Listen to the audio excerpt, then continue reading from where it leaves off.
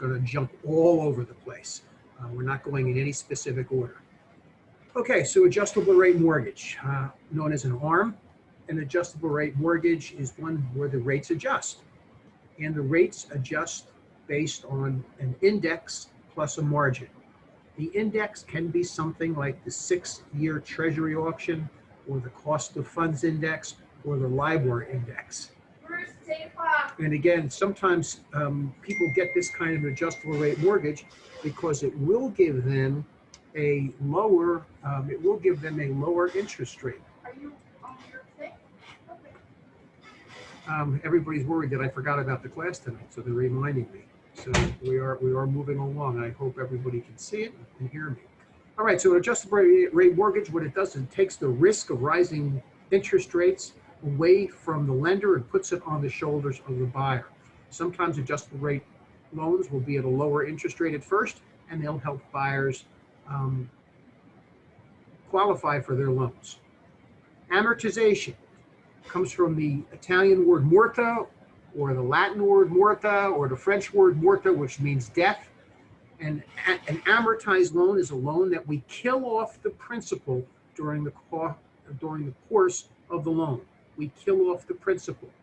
And as the slide says, you build some equity as you move forward. Not very much at first, just little tiny pieces at first, because in the beginning of a fully amortized loan, little tiny pieces of principal and very large parts of interest. At the other end of the loan, very large pieces of principal and very small pieces of interest. So one of the characteristics of a fully amortized loan is your payment will be the same for principal and interest. Your payment will be the same for the entire course of the loan. Remember that, because sometimes there's tricky questions asking you to figure out how much interest there was on a loan. And the answer to that is that if you had a 30-year loan for $100,000 and your payments for principal and interest were $500 a month, how much interest did you pay? So you would take the $500 principal and interest, multiply it by 360. That would give you a total of $180,000. And if it was for a $100,000 loan, that means $80,000 of it was interest. And so your interest over the 30 years was $80,000. So that's a question that's quite often on the test, just to see if you know the characteristics of a fully amortized loan. An appraisal, we talk about getting appraisals. We have the chapter on appraisals. Only a licensed appraiser can do appraisals. We do things like market analyses or comparable market sales. Remember, the first step in the appraisal process is to define the problem. The last step in the appraisal process is to prepare your report after you've come up with your value, and it's a subjective value, it's your opinion of value. And then you prepare your narrative to explain why you came up with that value. The 3 methods of doing appraisals: the comparable sales method, we use that for houses; the income approach, we use that for apartment buildings; and the cost approach, we use that for churches. And that's a real short version just in terms of test questions. Assessed value, that's how much the municipality is basing your property taxes on. And your assessed value for your home is broken into 2 components, a land component and an improvement component. And that assessed value is not necessarily market value. There is a ratio that's called the equalization ratio that compares your assessed value to your market value. If you Google equalization ratio for Middlesex County, all the different towns in Middlesex County will come up, and you can see what the equalization ratio is. Buyer's agent. A buyer's agent is somebody who represents the buyer, where the buyer is their client. If you were Caitlin, assessed value is ad valorem. If we go back to assessed value for a second, assessed value is valorem, ad valorem. Ad valorem means by value. But unfortunately, when they assess you, they're not assessing you in real dollars. They're assessing you in assessed dollars. And assessed dollars could be different from real dollars, but the equalization ratio is the number, is the function that allows you to convert it from assessed dollars to real dollars, so to speak. Okay, and again, our system of taxation is ad valorem, A-D-V-A-L-O-R-E-M. That means by value. Buyer's agent is somebody who represents the buyer.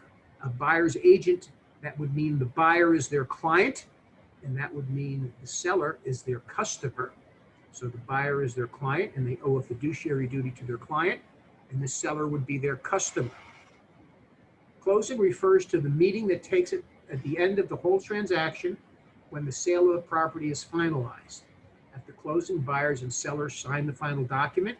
We talked last night or the night before about deeds. The seller has delivery and acceptance of the deed to the buyer. The buyer makes the down payment. The mortgage funds the loan. The closing person, the person who's handling the closing for the buyer, distributes all the money, including our commissions. The other important thing about closings is that's when you get paid your commission. Remember, you've earned your commission when you originally had the contract signed and you had a meeting of the minds, but you don't get paid your commission until closing. Comparative market analysis, that's the way real estate agents give people an idea of what their house might be worth. It uses the same techniques as an appraiser does in the comparative market analysis, using the principle of substitution, and it gives you a value for a home that somebody can put it on the market for. And it's important that you do a very good comparable market analysis, comparative market analysis, so that the seller has the correct information to price their home. And helping people price their homes is one of the biggest value addeds that real estate agents do. Contingencies. Contingencies are things in a contract that say, maybe you don't have to go through with the contract if this happens. We know we have a home inspection contingency. We know we have a mortgage contingency. We might have a contingency for the sale of our present house, so we don't have to close on the new house unless we sell our present house. And speaking of contingencies, on the test, there is a thing called an escape clause. If somebody is a seller and they accept from you an offer that has a contingency for the sale of your house. So you're going to tell the seller, I'd love to buy your house. Here's what I'm going to offer you, but I have to sell my house first. Sometimes a seller will accept that offer, but they'll keep what they call a kick-out clause or an escape clause.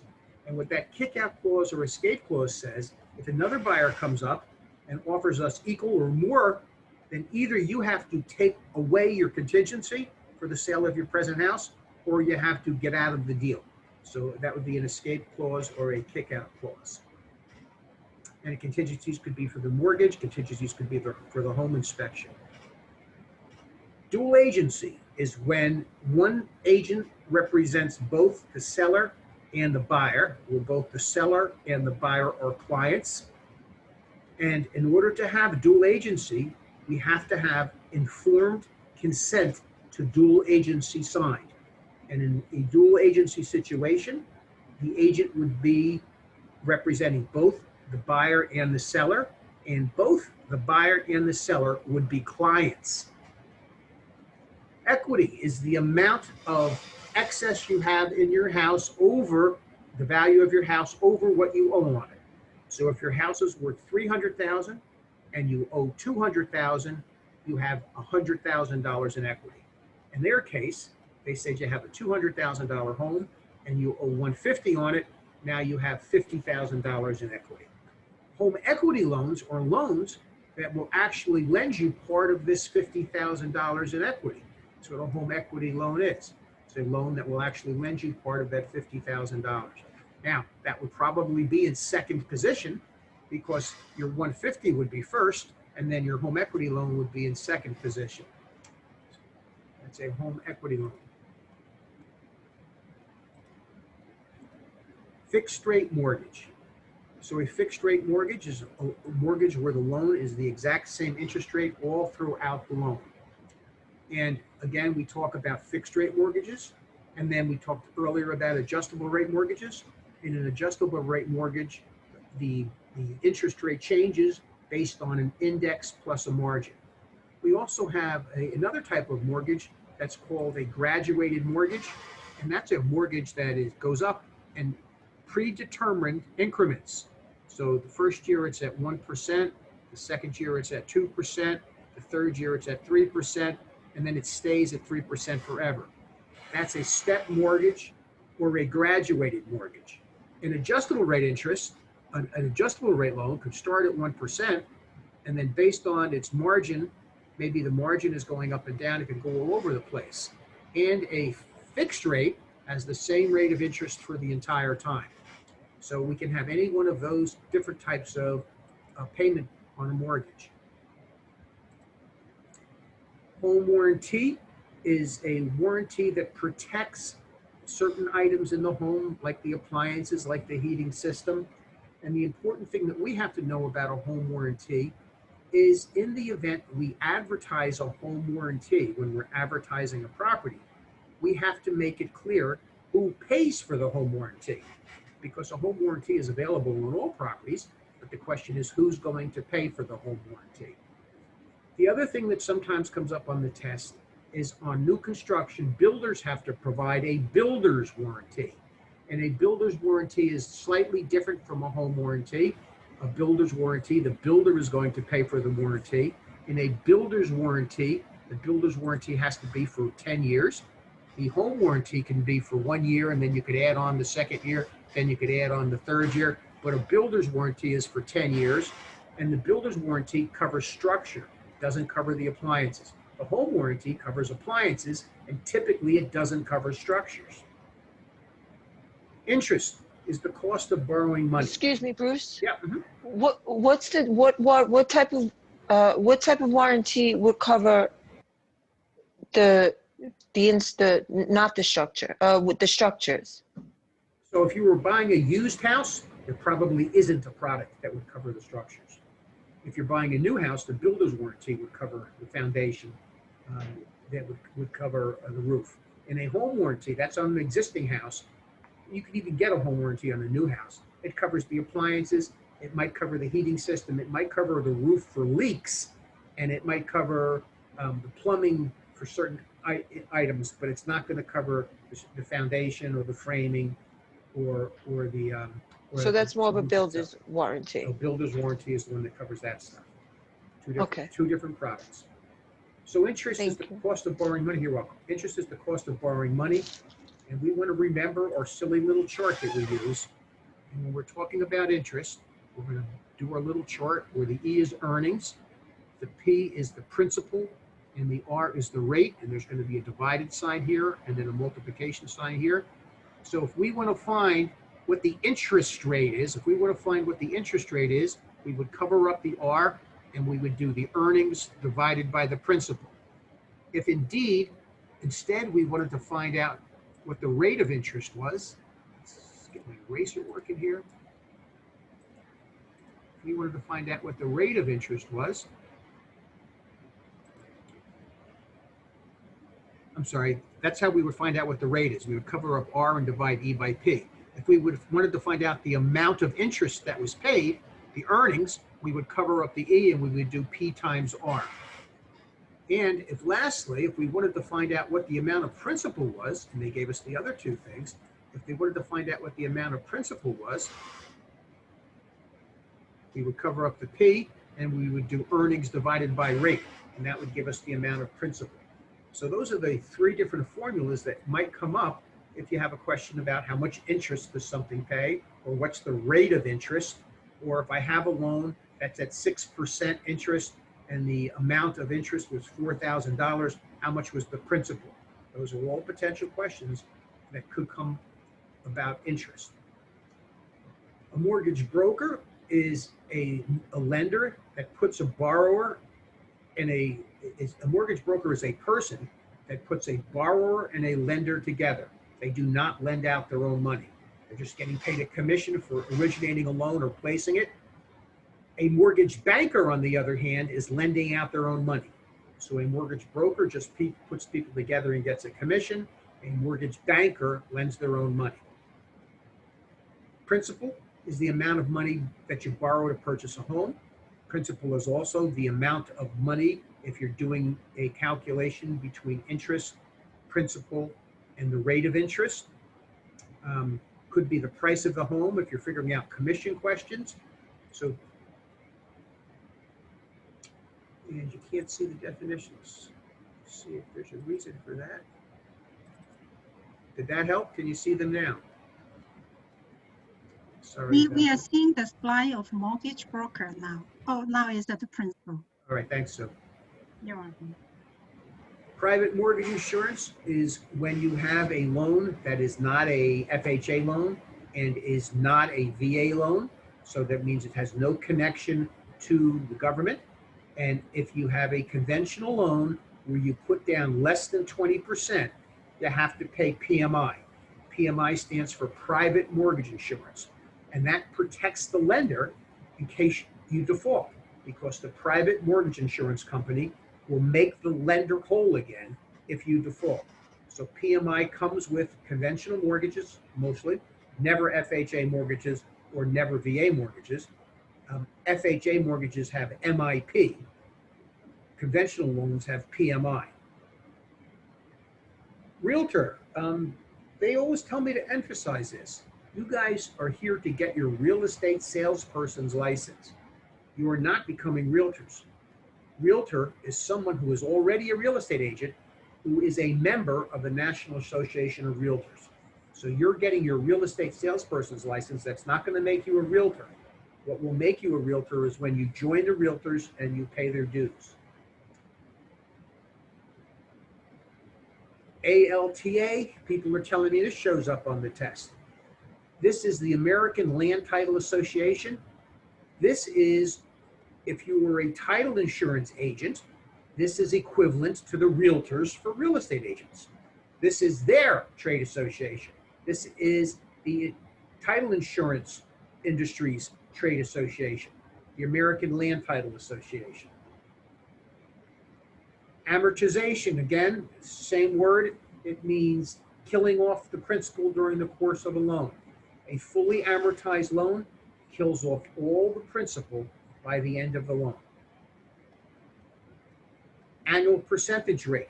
This is the annual, means yearly, interest rate you pay on a loan. What's important about the APR, the annual percentage rate, is the APR is a required disclosure under Regulation Z.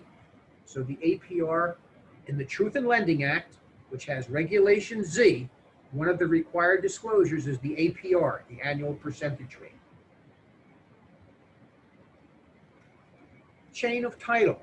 When a title insurance company starts looking at whether or not they're going to give you title insurance, and when you buy a house, you get title insurance.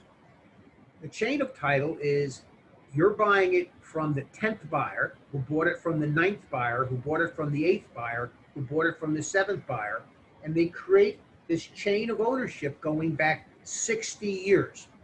And that's for them to be satisfied that there are no clouds on title, that there is nothing that puts into concern that guy who's selling it to you, his ownership.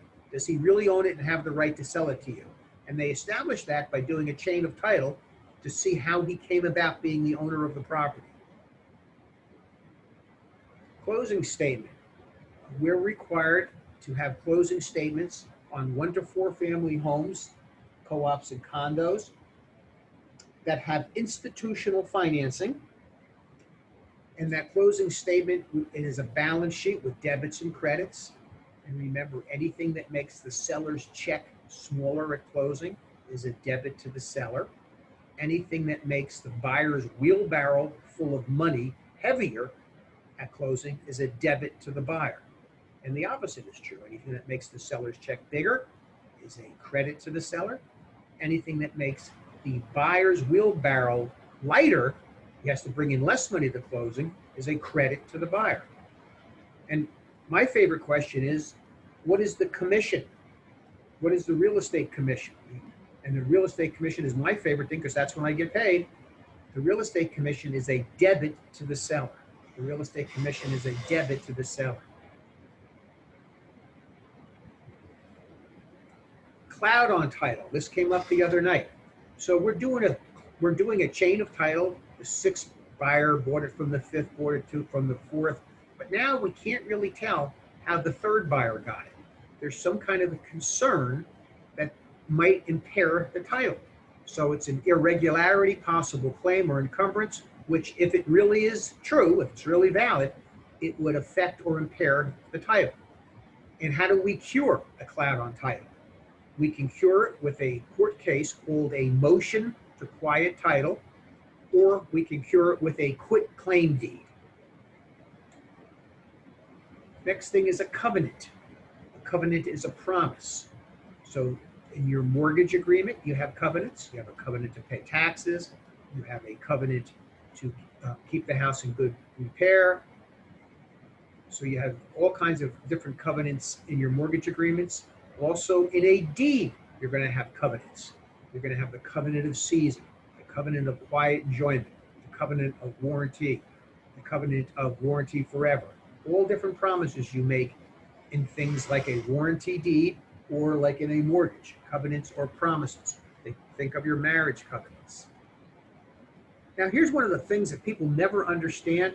A deed is a written document by which title or interest is conveyed from one party to another. It doesn't say a deed proves you own the property. It just says the deed is the method by which you transfer ownership. So a deed doesn't prove you own the property. How can you prove you own the property? Well, it's really kind of a thing that you can't really prove. But what you can do is have enough evidence that you own the property so that the buyer who's going to buy it from you will be able to purchase title insurance. And that would give you evidence of marketable title. But the deed, remember, the deed is just the method by which we transfer real property or a right or an interest in real property.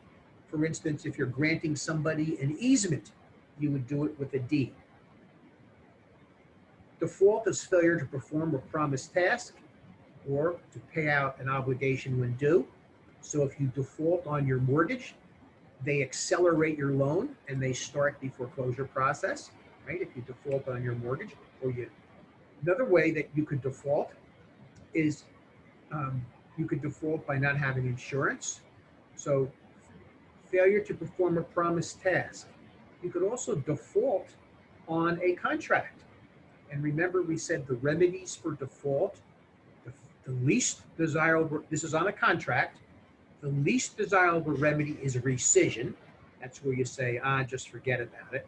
And then we have compensatory damages, and the most severe remedy is specific performance. That's when the courts make the person do what they promised to do.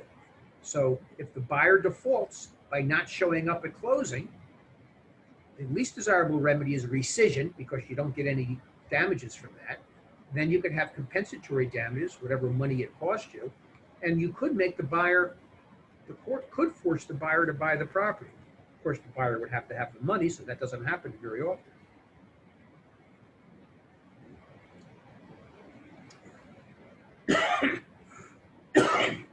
Excuse me.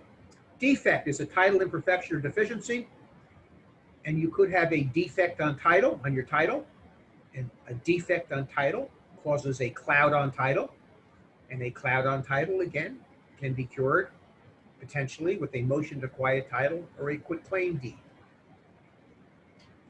When you get title insurance does not cover known defects. Title insurance does not cover known defects.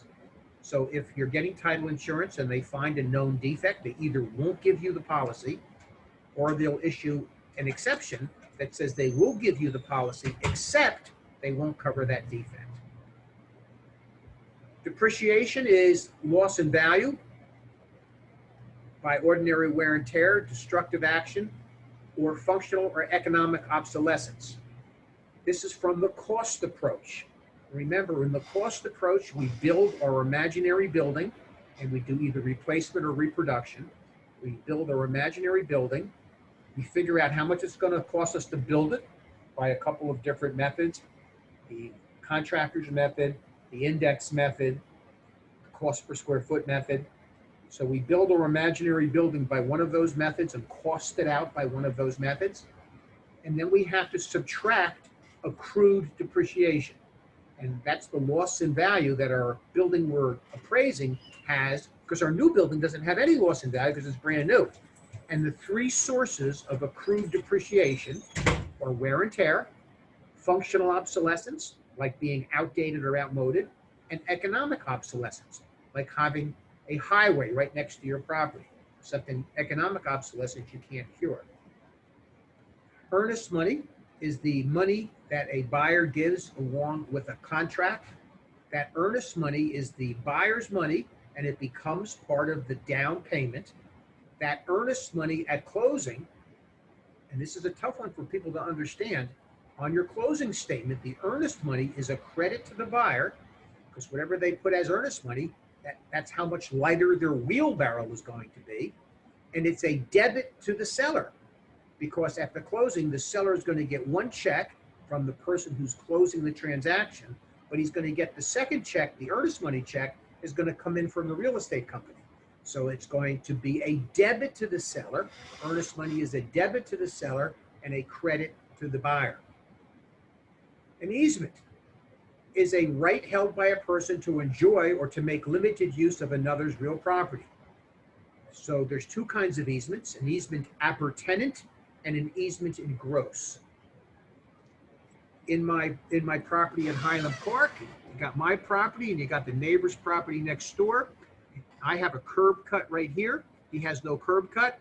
He actually has an easement on my property, which means he has the right to come across my property to exit with my curb cut. I can't stop him from doing that. That's an easement appertenant. He is the dominant tenant, and I am the servient because I serve him. I am the servient tenement. He is the dominant tenement. An easement in gross, on the other hand, is like the city running electrical wires across your property. That's an easement in gross, because remember, you own your real property to the heavens above.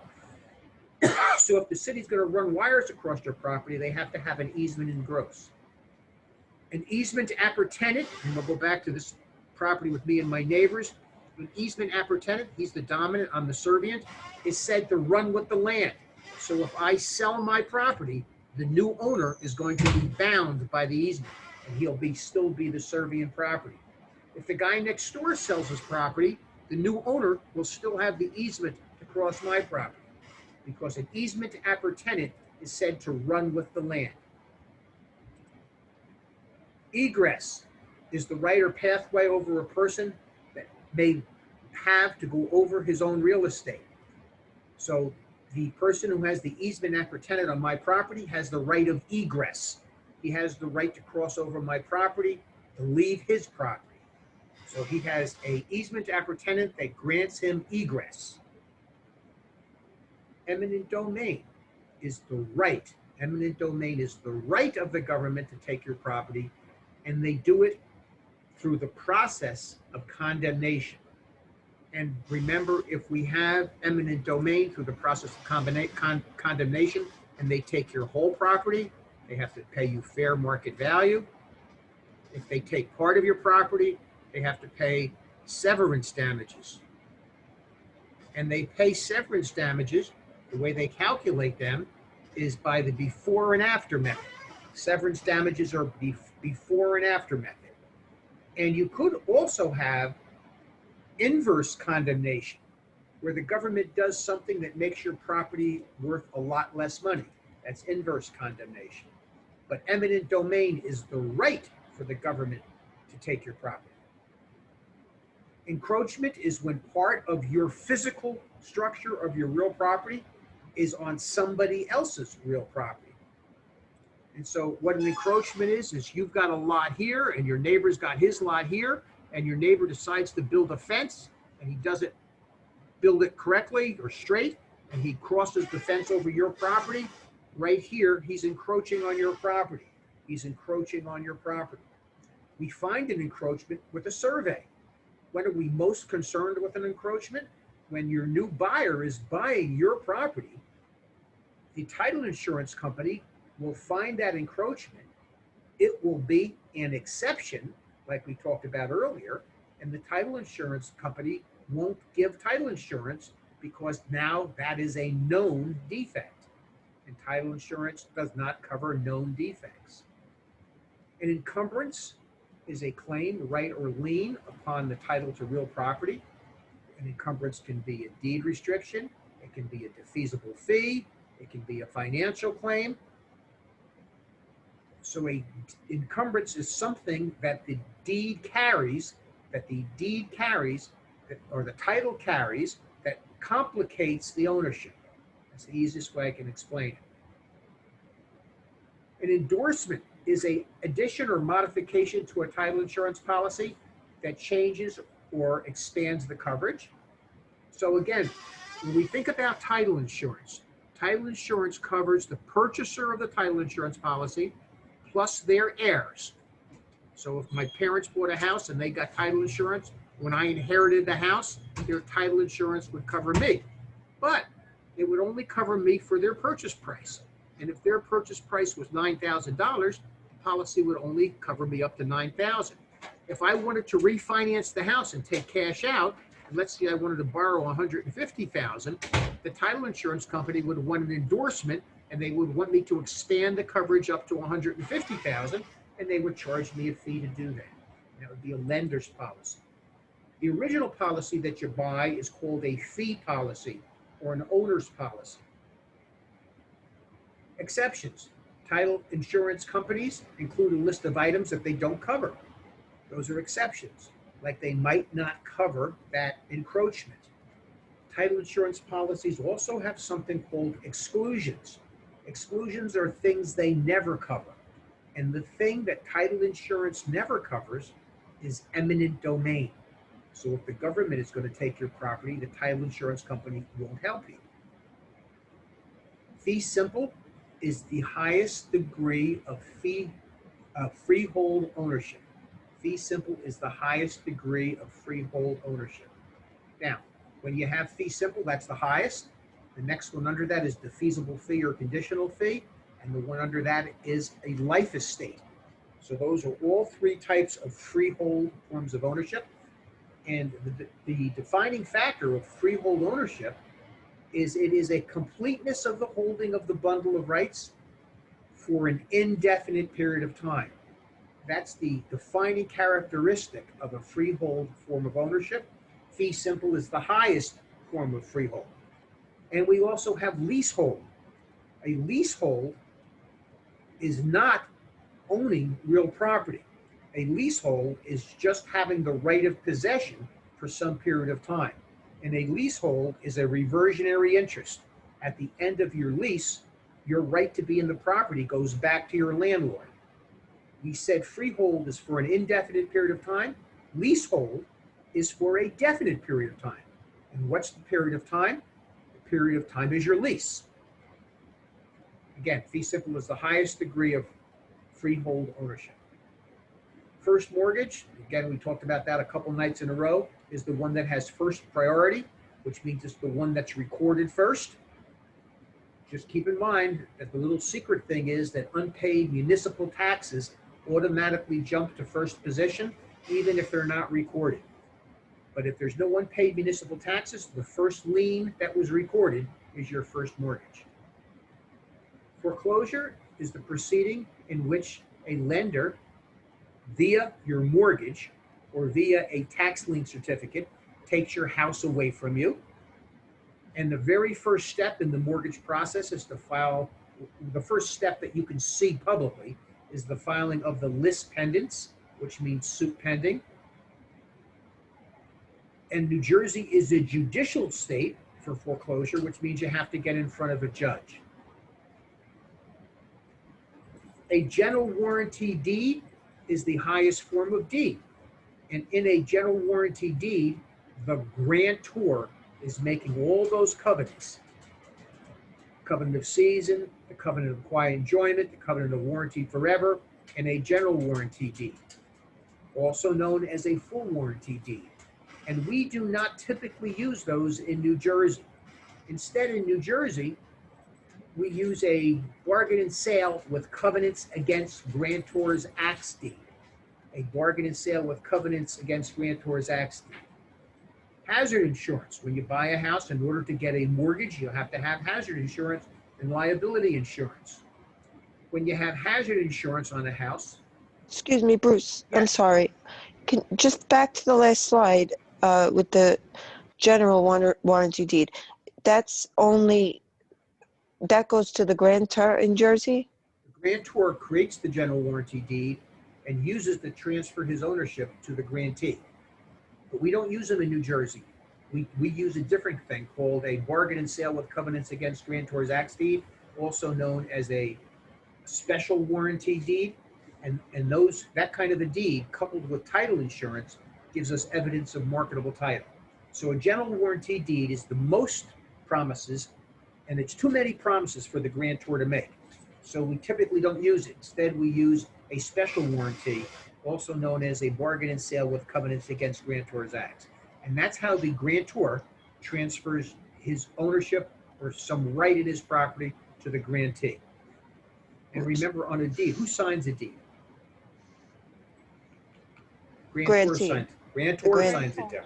Grantor signs the deed. Grantee If just there was gets, go ahead. there was a friend of mine, he put him and his brother, he wanted a home, and they put the mortgage under his brother because he couldn't get approved, and put him on the deed. And his brother ended up being the mortgage holder. He had to be added onto the deed. Right, because the bank would not want to lend the money without being able to take the house back. So if the brother was on the mortgage, but he didn't own the house, then how could the bank take the house back?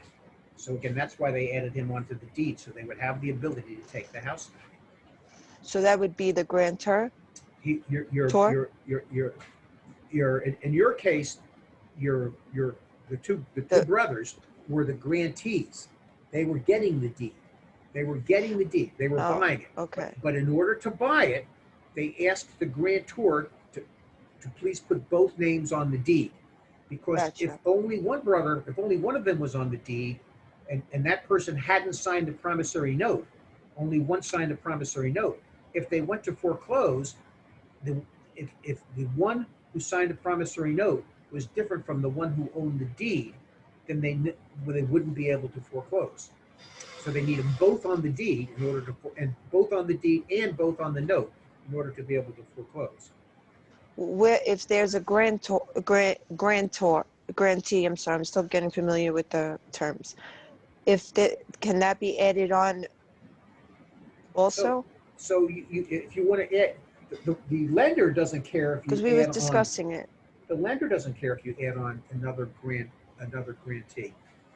But remember, we talked about mortgages. We talked about an alienation clause. That house, if that mortgage loan, might have an alienation clause. So if you add somebody else onto the deed without the bank's permission at a later date, sometime after you close, if you add somebody else onto the deed, that might accelerate the loan. The bank might say, I'm going to accelerate the loan now. And again, what the bank is worried about is the bank wants to make sure that they have nothing in their way if they have to foreclose, if they have to take the house back. Okay? Gotcha. Thank you. So you're welcome. So hazard insurance. Hazard insurance, if you're a real estate agent, what we need to know about hazard insurance is typically it is the buyer's responsibility to pay it. And if they pay it at closing, it's going to be a debit to the buyer. The other thing we have to know is if part of our duties as a real estate agent is we're helping them get hazard insurance, like maybe you work for a company like Weichert that has a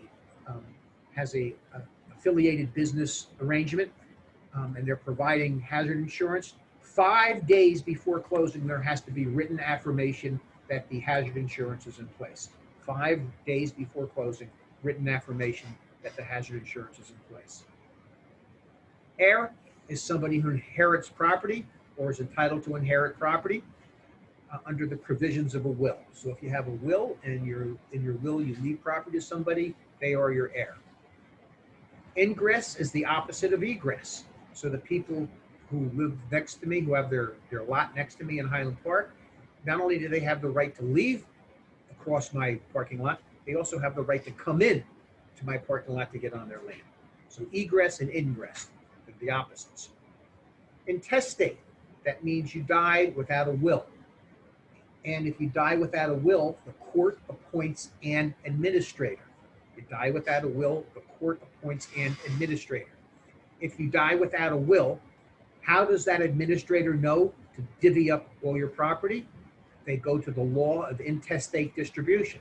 And that law of intestate distribution tells the administrator who gets what property. And if you die with no heirs and no will, no heirs and no will, your property escheats to the state. No heirs and no will, your property escheats to the state. Joint tenants is one of the forms of ownership. And joint tenants is very unique.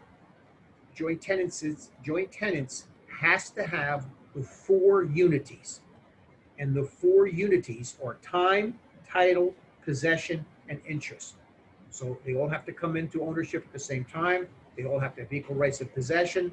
They all have to have the same degree of title, and they all have to have the same share. So if you have joint tenants and there's 4 people owning that property as joint tenants, they all have to own 25%. But the most important thing about joint tenants is if you have 4 people owning in joint tenants and person number 4 dies, his 25% goes to the 3 people that are still owners. So now they each own 33%. And then if the 3rd person now dies, his 33% goes to his 2 surviving co-owners, and they each now own 50%. So in joint tenancy, your share doesn't go to your heirs. In joint tenancy, your share does not go to your heirs. Instead, it goes to the surviving co-owners.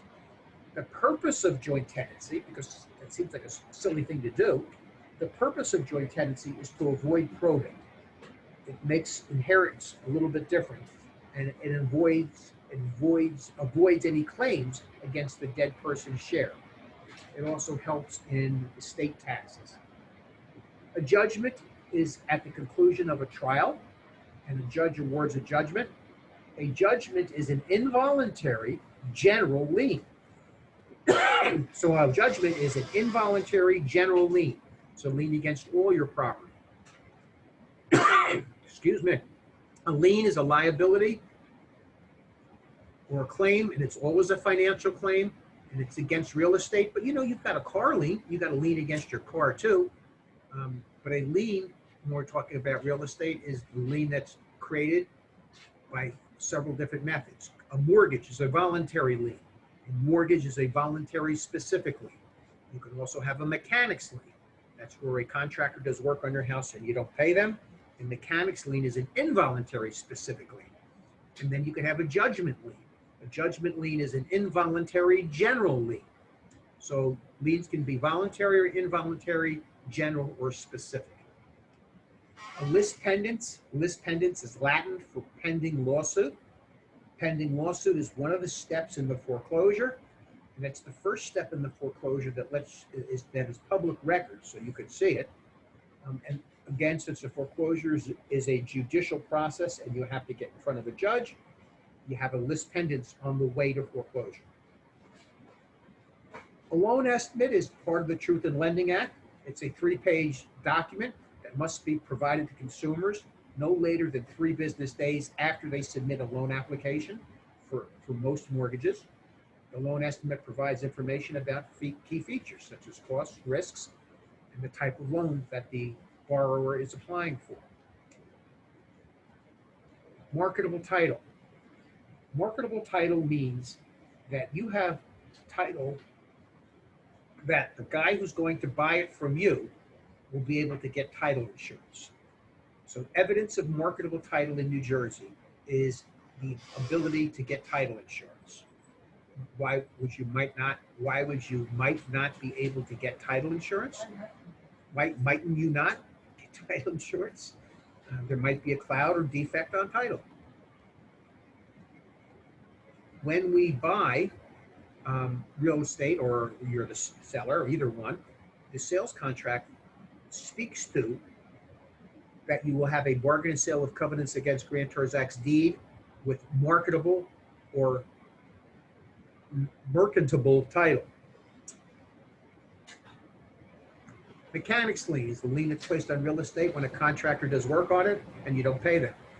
They have to file that mechanics lien within 90 days of the completion of work or the last delivery of materials. Meets and bounds. Meets and bounds is the way we define the perimeter of your property. Meets and bounds is also known as the legal description, and we use meets and bounds in things like deeds and mortgages. A deed has to have a meets and bounds description attached to it. A mortgage has to have a meets and bounds description attached to it. Meets and bounds uses distance and directions, and we also have things like benchmarks and monuments, sometimes narrated in a meets and bounds definition. And a surveyor is the one who creates a meets and bounds definition. Owner's policy is the title insurance policy you get when you buy a house, also called a fee policy. And an owner's policy or a fees policy covers the owner, the buyer. It covers their heirs. It's not assignable, so if somebody buys the house from you, they're not covered. But if somebody inherits the house from you, they're covered. And it covers you up to purchase price. It covers you up to purchase price. One of the questions that comes up on the test sometime is what kind of insurance covers oil and mineral rights under your house?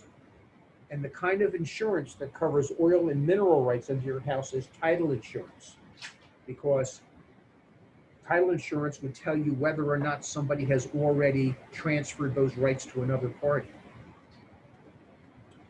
Power of attorney is a legal instrument where you authorize someone else to sign a document, and it counts the same as if you signed it. And they would sign it as John Smith as attorney in fact for Peter Tort. Okay? And now real estate is considered to be a significant thing. Right? We have real property, that's real estate. We have personal property, that's money in a car. So if somebody has given you power of attorney to do something with real estate, it has a higher degree. It has to be a special power of attorney, and it has to be in writing. It has to be a special power of attorney. It has to be in writing.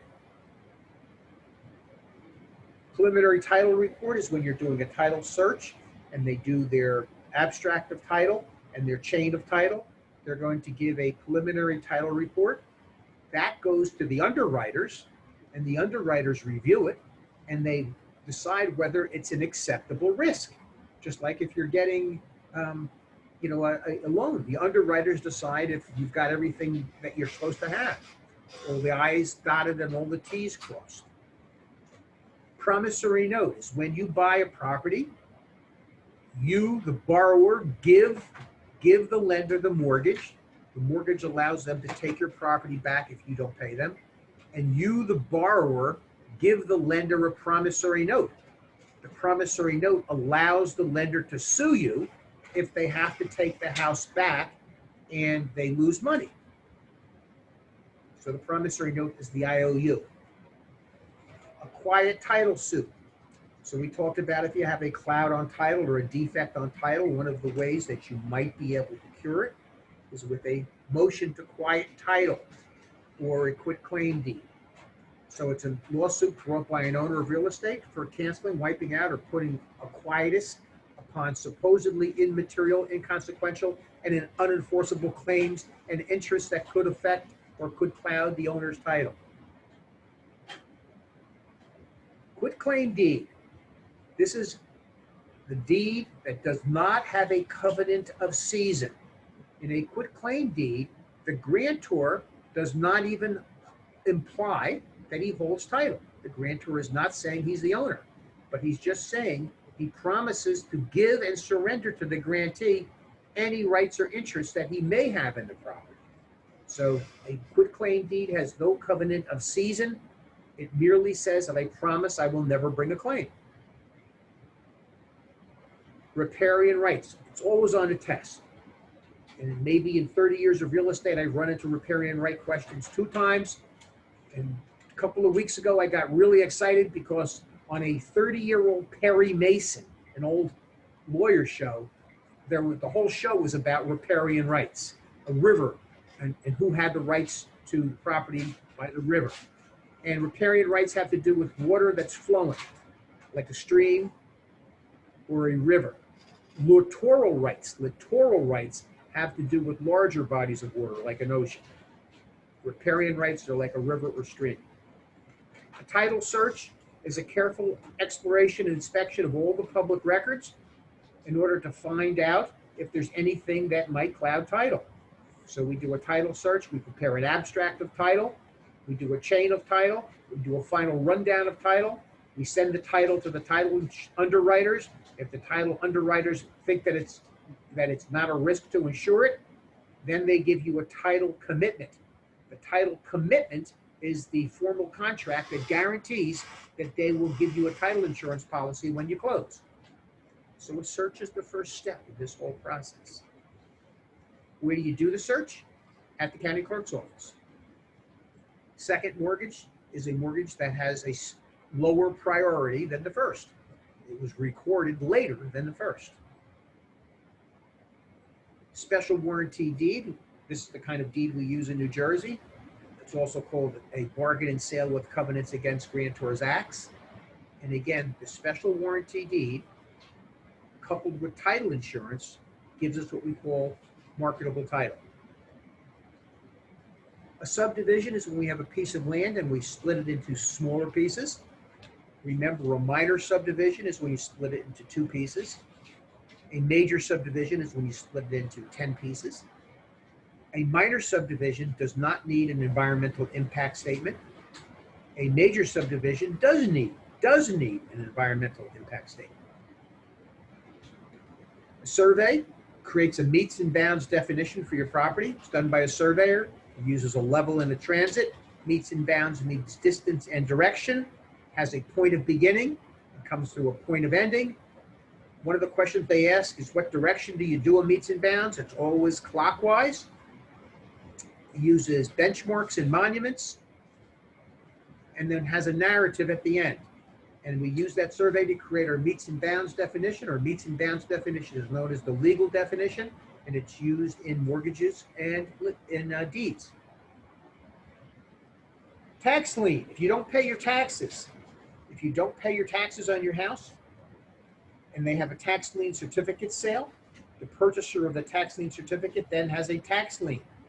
And if he holds that tax lien for 2 years, he can foreclose on your house for the unpaid taxes. And that tax lien certificate jumps to first position. If nobody bids at the tax lien sale, the municipality buys the tax lien, and then the tax lien is known as in rem, I-N-R-E-M. And if it's in rem, then the municipality can foreclose on the property after 6 months instead of the 2 years. Tenancy by the entireties. This is a form of ownership, husband and wife. And it's an estate or interest in real estate that's predilected upon the legal fiction that a husband and wife are one person. A conveyance or devisee to them, unless contrary intent is expressed, vest title in them is one person. So that if the husband dies, the wife is the owner. If the wife dies, the husband is the owner. That's tenants by the entirety. Did you know that you and your spouse were one person under a legal fiction? That's what tenants by the entirety is all about. A tenant is one who holds possession of real estate under a lease. Another word for a lease is a demise, D-E-M-I-S-E.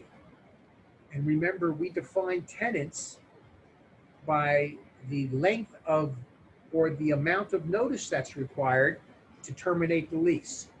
When you have a lease or you're a tenant, your rights to the property are what's called a reversionary interest, because at the end of your lease, your right of possession goes back to the landlord. Tenants in common. Now, this is really confusing. All right, this kind of a tenant has a lease. A tenants in common or a tenants by the entirety is a form of ownership. Tenants in common means that you have multiple owners and you all have equal rights of possession. You all have equal rights of possession in tenants in common. And tenants in common is a hereditament. That means you can pass it along in your will. So again, if you have tenants in common, your heirs can inherit. Remember, with joint tenancy with rights of survivorship, your heirs cannot inherit that because it goes to the other surviving owners. So tenants in common is more commonly used than joint tenancy with rights of survivorship. If you were to put two names on a contract of sale, the attorneys would automatically assume that you wanted tenants in common. It's the default method of preparation. Title commitment. After they do their title search and their rundown of title and their chain of title, and they go through underwriting, they're going to issue a title commitment, and that is the formal agreement that they will issue you the title insurance policy. Title covenants are all the different types of promises you make on a deed. And they could be all different things, but you know, the one that's always on the test is the covenant of season. That's where you say that you are the owner of the property. And what kind of a deed doesn't have a covenant of season? A quitclaim deed does not have a covenant of season. Title defect. If there's some break in the chain of title, any material irregularity in the effect of an execution of the instrument in the chain of title. How do we cure title defects? Quitclaim deeds and motions to quiet title. Title examination. Again, you're doing the title search or title examination to create the abstract of title, to create the chain of title, and then to give an opinion as to the validity of title, to go to the underwriters for them to determine if the risk is worth taking. Title insurance protects the purchasers and their heirs. So it says their purchasers and their heirs against defective titles, unreported liens, and encumbrances. Title search is the search of all public records. And again, we do that at the county clerk's office. The purpose of having a county clerk's office is to put all these records in there. And putting all these records in there serves as constructive knowledge. It's constructed a method by which you can have the knowledge of all things affecting your title. So it has a effect of have a thing called constructive knowledge. An underwriter is the person who goes over everything in a title policy to make sure the risk is acceptable before they'll issue the policy. All right, an acceleration clause. We talked about that last night. That's the clause in your loan that will make the entire balance payable upon certain things. If you miss mortgage payments, if you don't keep it insured, if you don't keep it in good repair. There are some loans that don't have acceleration clauses, and those are the loan adult. There's two specific kinds of acceleration clauses, an alienation clause and a due on sale clause. And the loans that do not have those are assumable mortgages. Accretion, again, why it's on the test, I don't know. It's the gradual buildup of sand and silt along the shores or banks of a waterway. And again, the Gulf of Mississippi and the Mississippi River, that's how we created the Mississippi Delta in New Orleans, is by accretion, the slow, imperceptible deposit of soils through the actions of the Mississippi River. An addendum is a change to a real estate contract. And again, an addendum has to be signed by all the parties. We talked about this a little last night. If we make an addendum to a contract, it actually recreates the attorney review period because it's a change to the contract. So an addendum might be that you're adding a purchaser to the contract, and you would do that with a novation. Or an addendum might be that you're going to accept the contract without the refrigerator or closing costs. Okay? An addendum is just a change to the contract, a change or addition to the contract. Adjustable rate mortgage is a mortgage where the interest rate can go up or down, and an adjustable rate mortgage has an index and a margin. It has an index and a margin. The index is something like the cost of funds index, and the margin is the markup on the interest. It has an interest index and a margin. The index is like the cost of funds. The margin is how much on top of the cost of funds your rate is going to be. You could have a payment cap. You could have a interest rate change cap. If you have a payment cap, you could create a situation where you have negative amortization, because if your payment cap limits how much you can pay, and your interest rate has gone up so much you should pay more, the amount that you should have paid more is added on to your principal. So it has an aspect of reverse amortization. A real estate investment trust is kind of like a mutual fund for real estate. Shopping centers are typically owned by real estate investment trusts. Some of the issues with it is that 75 of the assets have to be what they call passive sources. That could be mortgage interest or rents. Another big issue with it is that 90% of the income is taxable every year, so it can't have compounding of interest. And you have to have at least 100 qualified investors. Those are real estate investment trusts. And you trade those, out of the Wall Street Journal. A reverse mortgage is a mortgage where every month your principal goes up instead of your principal coming down. Reverse mortgages are a product that was invented for senior citizens. You got to be 59 and a half or older, because senior citizens don't have income. And so without income, they can't qualify for their front end ratio. Remember, PITI divided by income? And so the way they get loans is based entirely on the loan to value ratio. And they don't have to pay back their loan until they die or they sell the house. And these reverse mortgages are FHA products, and they do have loan insurance. So if you stay alive so long that the amount of money you borrowed and that you owe the bank is more than the house is worth, the bank gets made whole again. And you can see the guy from Magnum PI, he's always on the TV trying to get you to buy reverse mortgages. Tom Selleck. He's always on the TV trying to get you to buy reverse mortgages. I always joke about it. The people who hate reverse mortgages most are the children of the person who gets one, because the person who gets one is spending all the equity in the house over the next couple of years. All right, last one for tonight is special assessment. Special assessment has the same function as taxes, as property taxes, but you might have the municipality do something like put in a new storm sewer, and they're going to charge you for doing it.